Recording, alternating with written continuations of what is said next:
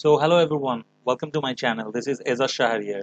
আজকে যে বিষয় নিয়ে কথা বলবো সেটা হচ্ছে হলো ইউনিভার্সিটি অফ গথেনবার্গে কি কি স্কলারশিপ অ্যাভেলেবল আছে সেটা নিয়ে। So University of Gothenburg is located in Sweden and it's a triple crown university as well as এটা একটা world ranked university. So hopefully University of Gothenburg এ যেটা হচ্ছে হলো কি কি স্কলারশিপ থাকবে, যারা প্রসপেক্টিভ স্টুডেন্টস আছেন বাংলাদেশ থেকে সুইডেনে আসার পরিকল্পনা করছেন বা যাবেন, ঠিক আছে, তাদের one of the major choice থাকে হচ্ছে হলো ইউনিভার্সিটি অফ গথেনবার্গ। সো যেটা হচ্ছে আমার চ্যানেলে আমি স্কলারশিপস রিলেটেড কিন্তু একটা সিরিজ ক্রিয়েট করেছি। তো সেখানে আপনি এসআই স্কলারশিপের ব্যাপারে জানতে পারছেন, আদার স্কলারশিপসের ব্যাপারে জানতে পারছেন, এবং আপনি ইউনিভার্সিটি স্পেসিফিক স্কলারশিপগুলোর ব্যাপারেও কিন্তু জানতে পারছেন। সো যেটা হচ্ছে আজকে ইউনিভার্সিটি অফ গথেনবার্গ কি কি স্কলারশিপ অফার করে নন ইউ স্টুডেন্টসদের জন্য, স্পেশালি ফর বাংলাদেশি স্টুডেন্টসদের জন্য কি কি স্কলারশিপস অ্যাভেলেবল থাকে, আজকে সেটা নিয়ে কথা বলবো। ওকে, সো আমি এখন এই মুহূর্তে যেই লিঙ্কটাতে এসেছি সেই লিঙ্কটা হচ্ছিল ইউনিভার্সিটি অফ গথেনবার্গের official website regarding the scholarship information. এই লিঙ্কটা আমি আমার ডেসক্রিপশন বক্সে দিয়ে দিব। আপনারা এখানে ক্লিক করলে ডাইরেক্টলি এই লিঙ্কটাতে পৌঁছে যেতে পারবেন এবং ইজিলি হচ্ছিল সব কিছু রিসার্চ করে দেখতে পারবেন। সো দেখি এখানে কি বলা আছে। Scholarship for fee paying students, যারা টিউশন ফি পেমেন্ট করবে তাদের জন্য scholarship. We are convinced that education and research flourish in an international environment. A mixture of students from different cultures enriches the learning environment. A scholarship can help cover the cost of your studies at University of Gothenburg. কি কি scholarships তারা offer করছে? First one is the most lucrative one is Axel Adler scholarship. Axel Adler scholarship এর ক্ষেত্রে আপনার যেটা first রিকোয়ারমেন্টটা থাকবে সেটা হচ্ছে হলো আপনি তো সুইডেনে মাস্টার্স করতে আসলে আপনাকে ইউনিভার্সিটি অ্যাডমিশনস এর পোর্টালে গিয়ে 4টা মাস্টার্স প্রোগ্রাম সিলেক্ট করতে হবে। 4টা মাস্টার্স এর মধ্যে সেখানে আপনাকে র্যাঙ্কিং করতে হবে 1 2 3 4, রাইট? সো আপনি প্রথম র্যাঙ্কিং এ যদি ইউনিভার্সিটি অফ গথেনবার্গকে রাখেন তাহলে you will be eligible for the Axel Adler scholarship, ঠিক আছে? সো আপনি তখন এক্সেল অ্যাডলার স্কলারশিপের জন্য অ্যাপ্লিকেশন করতে পারবেন। আপনি আপনার মোটিভেশন লেটার লিখতে পারবেন, রেজুমে সাজাতে পারবেন এবং জমা দিতে পারবেন। কিন্তু আপনি যদি ইউনিভার্সিটি অফ গথেনবার্গকে ফার্স্ট প্রায়োরিটিতে না রাখেন তাহলে বা ফার্স্ট র্যাঙ্কিং এ না রাখেন, দেন আপনি কিন্তু এক্সেল অ্যাডলার স্কলারশিপে অ্যাপ্লাই করতে পারছেন না। But there also some other opportunities. Okay, first of all আমরা এক্সেল অ্যাডলার স্কলারশিপের ব্যাপারে একটু দেখে নিই। So here it comes. Axel Adler Scholarship is awarded for program studies at University of Gothenburg where the language of instruction is English. The scholarship covers the tuition fee and is awarded students at undergraduate and graduate level. Axel Adler Scholarship is primarily awarded based on the applicant's study qualifications and is funded by Adler Bertska Scholarship Foundation and Adler Bertska Grant Foundation and the Swedish Council for Higher Education, UHR. Okay, so requirements-টা কি কি থাকছে?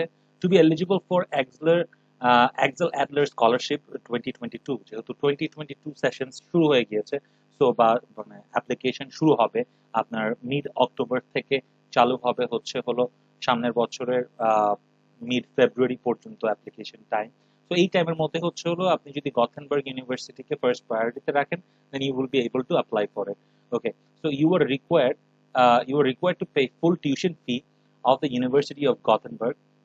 Then you have applied to a full-time master's or a bachelor's program at the University of Gothenburg.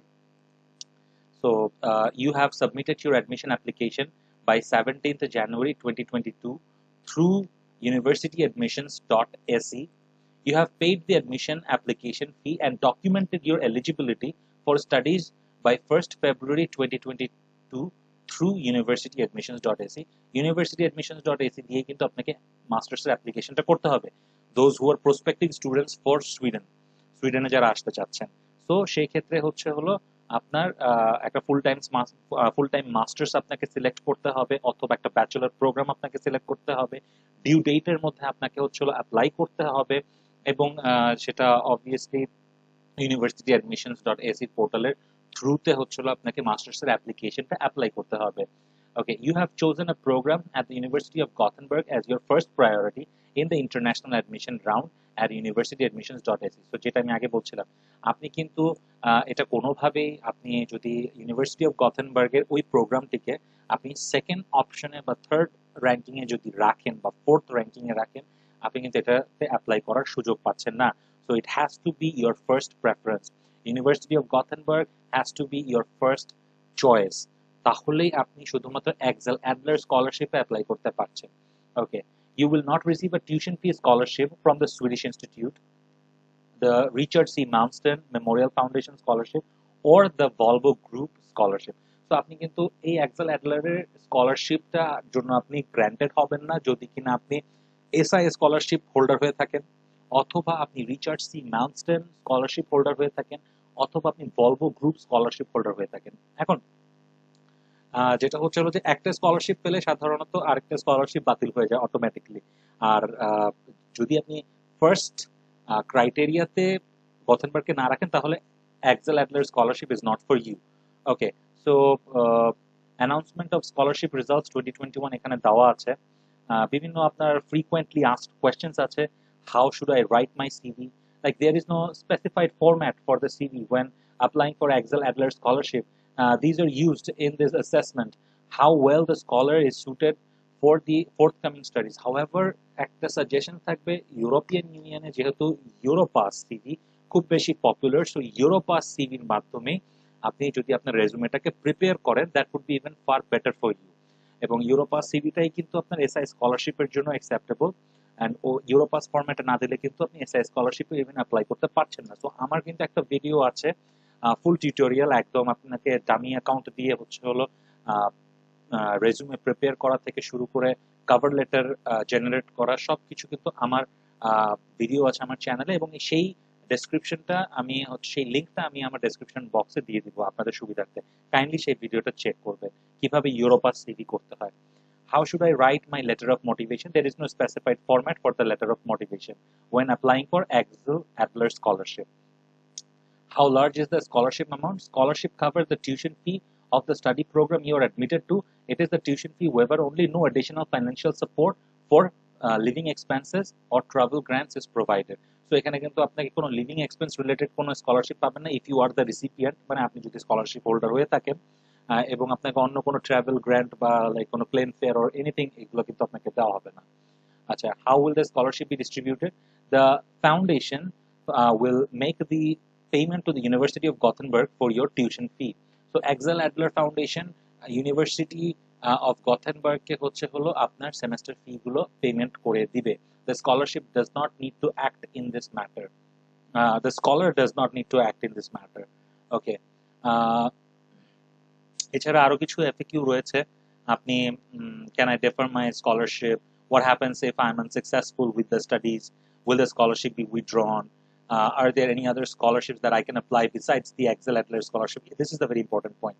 Yes, you can apply for the SI scholarship. The Swedish Institute, a government agency, administers over 500 scholarships each year for students and researchers coming to Sweden. SI scholarships at the Swedish Institute website. So আপনি SI scholarship আপনি apply করতে পারবেন আপনি Axel Adler scholarship apply করার পাশাপাশি। ঠিক আছে?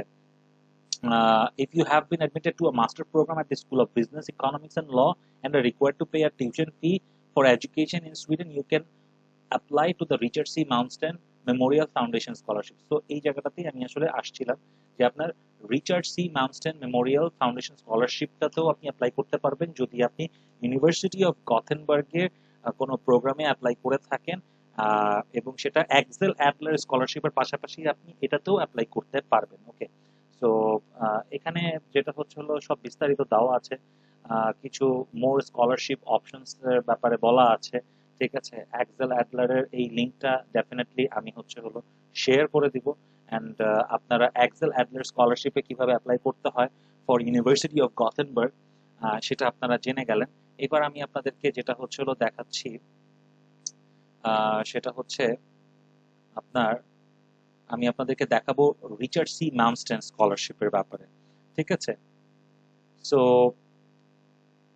এই ক্ষেত্রে আপনার scholarships for students at the school of business and economics law, আমি এটার যেটা হচ্ছে লিঙ্কটা আমি দিয়ে দিব। এখানে আপনার Richard C Malmsten memorial foundation স্কলারশিপের ব্যাপারে উল্লেখ করা আছে। Richard C Malmsten memorial foundation scholarship is available for applicants to specified programs below in the admission for autumn 2021। এটা autumn 2021 মানে আমার যে সেশনটা সেই সেশনের ব্যাপারে বলা আছে, ঠিক আছে। the scholarship covers part of the tuition fee। ওকে, এটার জন্য কিন্তু আপনার ফার্স্ট অফ অল আমি একটু বলে রাখি, রিচার্ড সি ম্যামস্টনের জন্য university of Gothenburg doesn't have to B the first priority, which means আপনি ইউনিভার্সিটি অ্যাডমিশনস পোর্টালে আপনি 4টা মাস্টার্স প্রোগ্রাম সিলেক্ট করলেন অথবা 4টা ইউনিভার্সিটি সিলেক্ট করলেন, ঠিক আছে। সেখানে ইউনিভার্সিটি অফ গথেনবার্গ যদি ফার্স্ট প্রায়োরিটিতে থাকে বা ফার্স্ট র্যাঙ্কিং এ থাকে, দেন আপনি অ্যাক্সেল অ্যাডলার স্কলারশিপে অ্যাপ্লাই করতে পারছেন শুধুমাত্র, ঠিক আছে। কিন্তু যদি আপনার সেকেন্ড বা থার্ড বা ফোর্থ চয়েসে থাকে, তাহলে কিন্তু আপনি অ্যাক্সেল অ্যাডলারে অ্যাপ্লাই করতে পারছেন না। ওয়্যারএজ আপনার যদি সেকেন্ড কন্ডিশনটা হয়, অর্থাৎ ইউনিভার্সিটি অফ গথেনবার্গকে আপনি সেকেন্ড থার্ড ফোর্থ পজিশনে আপনি সিলেক্ট করে রেখেছেন, ঠিক আছে, আর ফার্স্ট র্যাঙ্কিং এ বা অন্যান্য উপরের র্যাঙ্কিং আপনি অন্যান্য ভার্সিটিকে সিলেক্ট করে রেখেছেন, could be Stockholm university, could be Uppsala university, ঠিক আছে, তাহলে আপনি রিচার্ড সি ম্যালমস্টন মেমোরিয়াল স্কলারশিপটাতে অ্যাপ্লাই করতে পারবেন, যেটা ইউনিভার্সিটি অফ গথেনবার্গ অফার করছে, ঠিক আছে। সো এখানে দেখে দিই who is eligible to apply for the Richard C. Malmsten Memorial Foundation Scholarship. The Richard C. Malmsten Memorial Foundation Scholarship is open to apply if you are required to pay tuition fee for education in Sweden. আপনি যদি tuition fee আপনার pay করা লাগে, অর্থাৎ you have to be a non-EU citizen.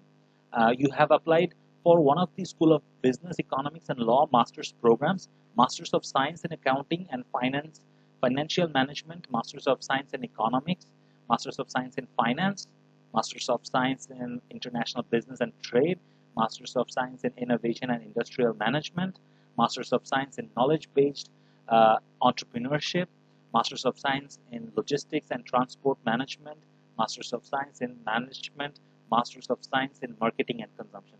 So এই যে কয়টা মাস্টার্সের programme, ঠিক আছে, financial masters of science in accounting থেকে যেটা শুরু হচ্ছে, only এই কতগুলো যদি প্রোগ্রামে আপনি অ্যাপ্লাই করে থাকেন, then you are only eligible to apply for the Richard C. Malmsten Memorial Foundation Scholarship, ঠিক আছে। So how much does the scholarship cover? The scholarship covers part of the tuition fee, specifically 100,000 SEK over 2 years। তাহলে আপনার যেটা হচ্ছে হলো একটা part of tuition fee তারা হচ্ছে হলো কভার করবে, it's a very good amount. Specifically আপনাকে 1,00,000 সুইডিশ ক্রোনার হচ্ছে হলো 2 বছর ধরে আপনাকে তারা একটা গ্র্যান্ট দিবে, ঠিক আছে। This means that the student will receive a tuition fee waiver of 25,000 SEK per semester। তাহলে আপনার প্রত্যেক সেমেস্টারে 25,000 সুইডিশ ক্রোনার করে আপনার ওয়েভ হচ্ছে। সো ইট মিনস যে আপনার যদি সেমেস্টার ফি হয় সে 42,000 সুইডিশ ক্রোনার, তাহলে সেখান থেকে 25,000 করে কমে যাবে, which is a very big deal। So 2 বছর যাবত আপনি এই সুবিধাটা পাবেন 2 বছরের মাস্টার্সে, ঠিক আছে। How is the selection of the students made? The selection of the students will be based on the applicants admitted to one of the School of Business, Economics, Laws, Master's programs. Admitted students are divided into 2 groups. তাহলে দুইটা করে group থাকতেছে। First of all, first places are allocated to the applicants in group 1. If any places are left, they are distributed to the applicants in group 2. তাহলে group 1 এ কি আছে? Group 1 হচ্ছে হলো আপনার যেটা হচ্ছে প্রাইমারি গ্রুপ, যেখানে এটা আপনার প্রায়োরিটিটা বেশি এবং তারাই পাবে। Applicants with a valid GMAT result or GRE result sent to the School of Business, Economics and Law. If there are any scholarships left, they are distributed to applicants in group 2. So এখানে Richard C ম্যালমস্টনে একটা barrier আছে, সেটা হচ্ছে যে আপনার যদি আপনি GMAT বা জিআরই হোল্ডার হয়ে থাকেন, অর্থাৎ আপনার যদি জিম্যাট বা জিআরইর টেস্ট রেজাল্টস থাকে, ঠিক আছে, মিনিমাম স্কোর হতে হবে সেটা আপনার 350, তাহলে আপনাকে ফার্স্ট ক্যাটাগরিতে রাখা হবে এবং আপনাকে স্কলারশিপটা প্রোভাইড করা হবে। এরপর যদি আপনার কিছু স্কলারশিপ আপনার বেঁচে থাকে, তাহলে সেটাকে আপনার ফরওয়ার্ড করা হবে হচ্ছে হলো গ্রুপ 2-তে। গ্রুপ 2 হচ্ছে সেকেন্ডারি অপশন, সেখানে কি students without a GMAT or GRE results, students are ranked according to the number of higher education credits from the bachelor's degree, maximum 225। তো আপনার হায়ার আপনার যেটা ব্যাচেলর ডিগ্রি সেটার উপর বেস করে হচ্ছে আপনাকে তখন র্যাঙ্কিং করা হবে, ঠিক আছে। সো সেই ক্ষেত্রে আপনার মেরিটটাকে তখন কনসিডার করা হবে।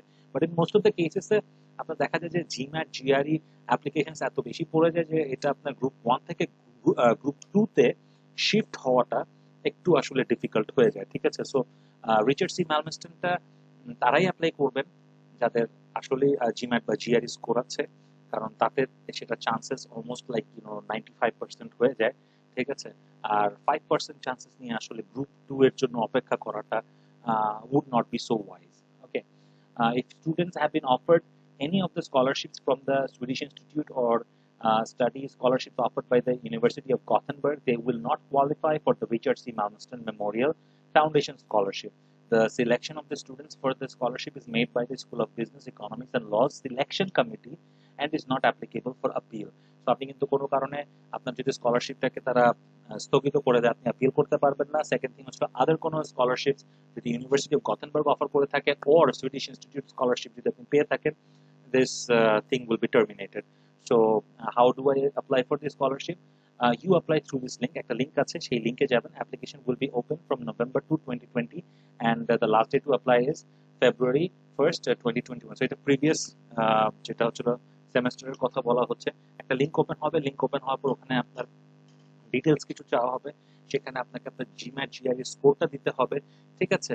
আর আপনার সিজিপিএটা মেনশন করতে হবে আপনার অনার্সের, এবং আপনার অনার্স করেছেন যে ইউনিভার্সিটি থেকে সেই ইউনিভার্সিটির নাম মেনশন করতে হবে। দেন হচ্ছে you have to submit it, that's it. এখানে মোটিভেশন লেটার কিন্তু লাগছে না, এখানে রেজুমে প্রিপেয়ার করা লাগছে না, কিছুই লাগছে না। সো মোস্ট এটা রিচার্ড সি ম্যালমস্টেন স্কলারশিপটা আপনার ধরেই নিতে হবে। এটা জিম্যাট জিআরই স্কোর থাকলে ইটস 100% চান্স, ঠিক আছে? ওকে, সো এছাড়া আছে Volvo group scholarship, but this Volvo group scholarship is not for the Bangladeshi students, it's for the People's Republic of China, ঠিক আছে? সো এটার ব্যাপারে আর দেখালাম না। আপনাদের যেটা হচ্ছিল মূলত যে দুইটা স্কলারশিপ আসলে খুব বেশি প্রয়োজন, সেটা হচ্ছিল যদি university of Gothenburg is your first priority, then Axel Adler scholarship, and if University of Gothenburg is your second or third priority, then you can also apply for the Richard C. Malmsten Memorial Foundation Scholarship with a valid GRE or GMAT score. So আমার episodes গুলো যদি পছন্দ হয়ে থাকে এবং এর থেকে যদি আপনি কোনো ভ্যালিড, অথেন্টিক এবং হেল্পফুল ইনফরমেশন পেয়ে থাকেন, কাইন্ডলি আমার ভিডিও লাইক করবেন এবং শেয়ার করবেন, কমেন্ট করবেন, যাতে করে হচ্ছিল এটা আরো মানুষের কাছে প্রচার হয়। অ্যান্ড মোস্ট ইম্পর্টেন্টলি যদি নতুন হয়ে থাকেন চ্যানেলে, কাইন্ডলি সাবস্ক্রাইব করবেন। আর ডেসক্রিপশন বক্সে আমার আদার রেলেভেন্ট ভিডিওসগুলো দেওয়া আছে, হ্যাঁ? সো সেই ভিডিওসগুলো চেক করবেন। How to apply masters program in Sweden, step by step process, how to apply for the residence permit, step by step process, scholarship opportunities, about Sweden and a lot more. So আজকে এই পর্যন্ত। Thank you so much. Goodbye.